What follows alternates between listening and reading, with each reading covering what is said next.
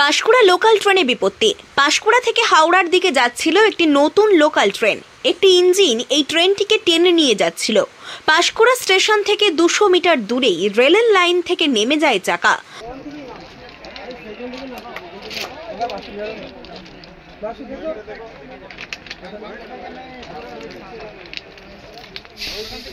ঘটনাস্থলে পৌঁছয় রেলের আধিকারিকেরা।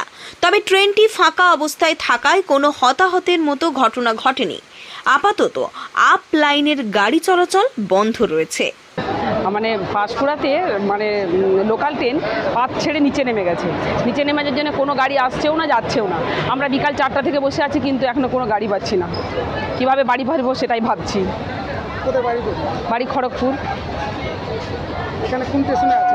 এখন আমরা মেছেদা স্টেশনে আছি, 5 নম্বরে। পাঁশকুড়ায় কি একদম সামনেই বাড়ি না দূরে আছে? না, ওখান থেকে নেমে যেতে হবে বাইকে করে, আধা ঘন্টা যেতে হবে। পুলক বেরার রিপোর্ট, খবর BCBS।